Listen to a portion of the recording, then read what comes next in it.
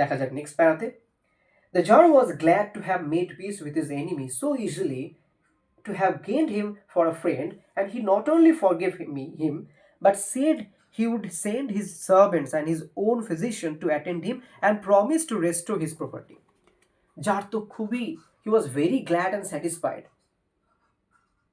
কেন না তিনি তার শত্রুর সঙ্গে একটা সমঝোতা করতে পেরেছেন খুব সহজেই, এবং তিনি বললেন যে তার সার্ভেন্টসকে অর্থাৎ তার তার যে চাকর আছে তাকে পাঠাবেন এবং একটা ফিজিশিয়ানকেও পাঠাবেন যাতে সে তাড়াতাড়ি সুস্থ হয়ে উঠতে পারে এবং তাড়াতাড়ি তার স্বাভাবিক জীবনে ফিরে আসতে পারে এবং তার যে প্রপার্টি সিজ করা হয়েছে, তার যে সম্পত্তি সিজ করা হয়েছে সেটাকেও ফিরিয়ে দেওয়া হবে। Now, having taken leave of the wounded man, the jar went out into the porch. Now, what is the meaning of porch? See, porch means that is a roof-like portion, extended portions. You can say it's shelter also, okay? Shelter. Now, looked around for the hermit.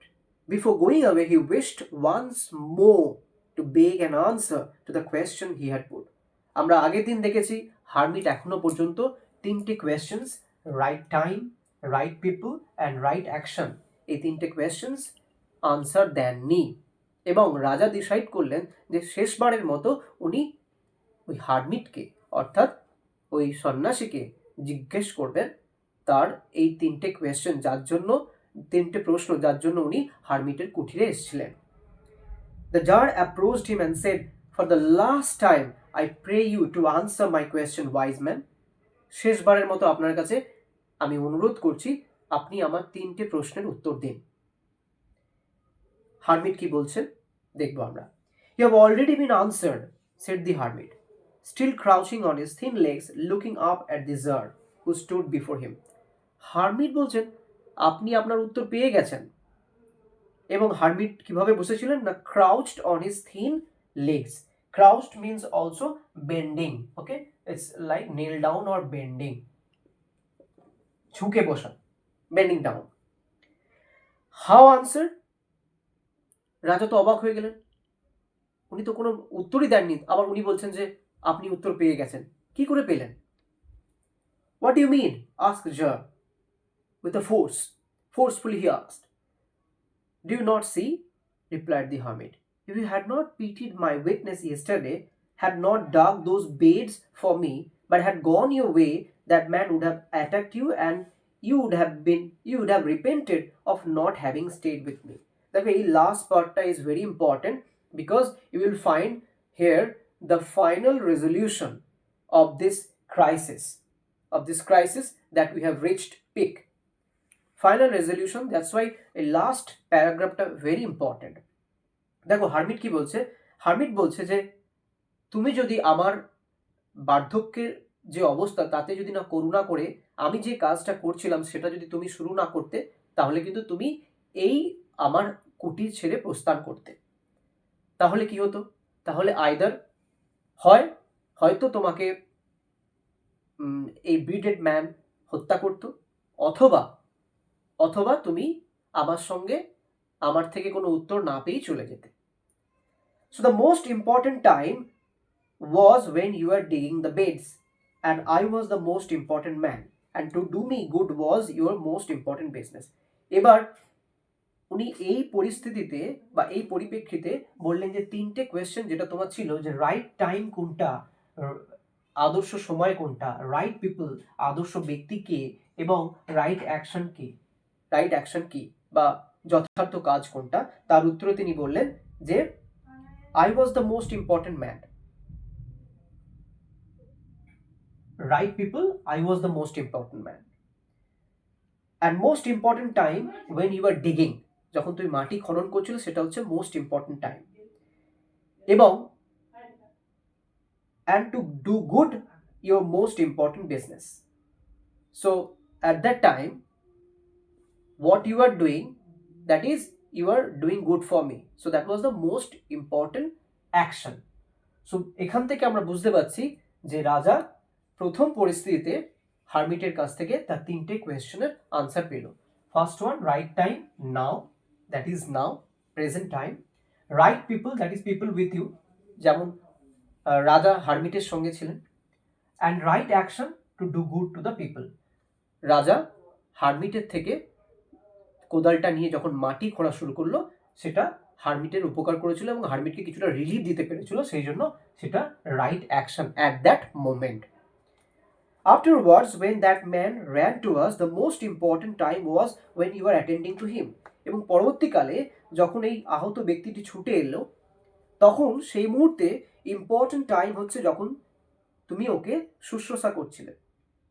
And if you had not bound off his wounds, যদি ওর আহত জায়গাটা শক্ত করে tight করে বেঁধে না দিতে, he would have died without having made peace with you. ও মারা যেত তোমার সঙ্গে কোন রকম সমঝোতা না করেই। So he was the most important man. So এই পরিস্থিতিতে মোস্ট ইম্পর্টেন্ট ম্যান হচ্ছে the bearded man was the most important man as per হারমিটের মতে বিডেড ম্যানটা was the most important man. what you did for him was your important business, and the most important action, that is right action, that you nursed him, that is, as I told you, to do good to the people you are. So you nursed him and took care of him. তাকে শুশ্রূষা করেছিলে এবং তার যত্ন নিয়েছিলে, সেটাই তোমার জন্য সেই মুহূর্তের আদর্শ কাজ। And what you did for him was your most important business. Remember then, there is only one time that is important now. এবং শেষে উনি কনক্লুড করছেন যে most important time, right time for any people is the now, that is present. Your present moment is the precious moment. In our life also, if we compare with life also, our present moment is a precious moment. Once time is wasted, gone forever. সেই জন্য তোমরা দেখবে আমাদের বিভিন্ন motivational video বা বইয়ে বলা হয় যে প্রত্যেকটা মুহূর্তকে তোমাকে কাজে লাগাতে হবে এবং তোমার বর্তমান সময়টা হচ্ছে তোমার আদর্শ সময়, যেটা তোমাকে কাজে লাগাতে হবে। তোমার ভবিষ্যতের কথা ভেবে বর্তমান সময়কে নষ্ট করার কোনো মানে হয় না। এইখানে এই ডাইরেক্ট স্টোরিতে শেষ পর্যন্ত যে মোরাল ভ্যালুসটা আমরা পাচ্ছি, যে right time is now, means this is the right time. You should gear up to work at once with all your vigor, with all your energy, with all your motivations.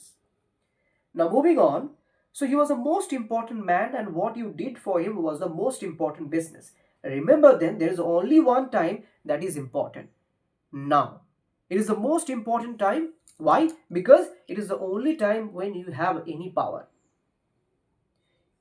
Now present টাইমে তোমার সব থেকে বেশি ক্ষমতা আছে, তুমি তোমার বুদ্ধি এবং ক্ষমতা দিয়ে তুমি রাইট অ্যাকশন করতে পারবে এবং ডিসাইড করতে পারবে আদর্শ ব্যক্তি কি।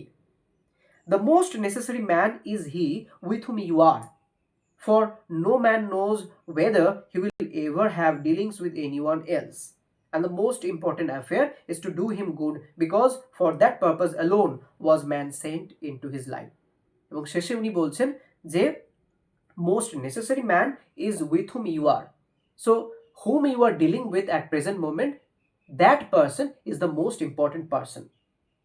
যে ব্যক্তির সঙ্গে তুমি এখন কথা বলছো বা যে ব্যক্তির সঙ্গে তোমার এখন কোনো রকম কাজ চলছে, উনি হচ্ছে তোমার জন্য শ্রেষ্ঠ ব্যক্তি এবং শ্রেষ্ঠ কাজ হচ্ছে ওনার ভালো করা। To good to that person is the best action for that moment or at that particular moment. So স্টোরিটা এন্ড হচ্ছে এইভাবে, the most important affair is to do him good, because for that purpose alone was the man sent into his life. ভগবান আমাদের এই পৃথিবীতে পাঠিয়েছেন সেই উদ্দেশ্যেই, যাতে আমরা অন্যের উপকার করতে পারি, অন্যের ভালো কাজ করতে পারি। তাহলে শেষ পর্যন্ত আমরা দেখলাম রাশিয়ার রাজা বা জার, তার তিনটে questions, right time, right people and right action, এই তিনটে কোয়েশ্চেন্স বা প্রশ্ন যেটা তাকে বিদ্ধ করছিল, তার আনসার হারমিটের কাছে পেল। এবং রাইট টাইম কোনটা, now, that is present moment. Right people কোনটা, পিপল উইথ ইউ, যার সঙ্গে তুমি এই মুহূর্তে আছো, যার সঙ্গে তুমি কথা বলছো বা যার সঙ্গে তুমি কোনো কাজে লিপ্ত আছো। এবং রাইট অ্যাকশন, যে ব্যক্তির সঙ্গে তুমি কোনো কাজে লিপ্ত আছো বা যে ব্যক্তির সঙ্গে তুমি কথা বলছো, তার ভালো করা বা উপকার করাই সেটাই হচ্ছে রাইট অ্যাকশন।